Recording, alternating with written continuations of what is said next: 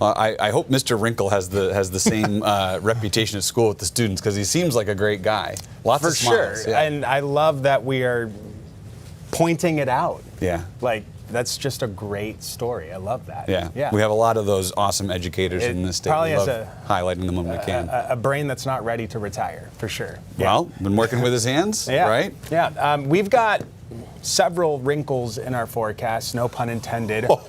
There will be some rain, and there's one part of it that I just think is fascinating to look at least from a meteorological perspective. Just starting right off with it, 2 to 3 inches of rain for southern Maine. This is through Friday.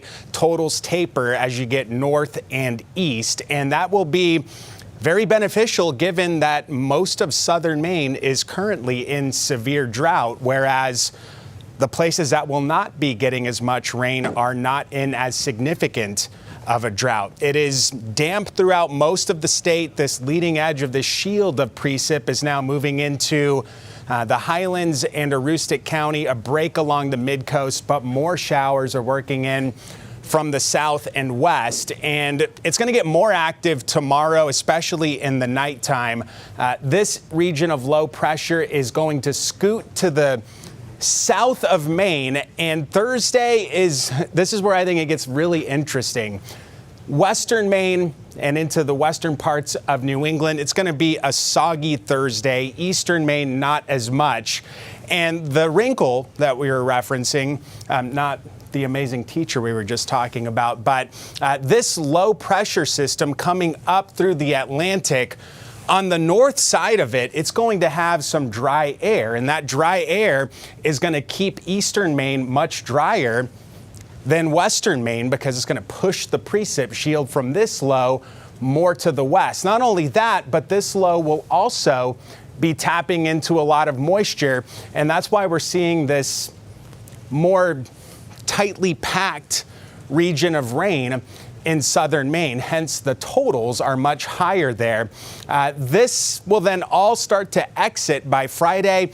Some scattered showers still possible, but by and large, Thursday night looks to be the bulk of this rain. The weekend looks amazing, milder and drier conditions. A weak front slips through here on Sunday. There may be an isolated shower, but far from a day ruiner. It's going to be beautiful. I can't wait to live through the weekend. 70s on Saturday, southwest flow 5 to 15 miles per hour, 60s in the mid-coast and down east. Few spots could make a run at 80 degrees on Sunday.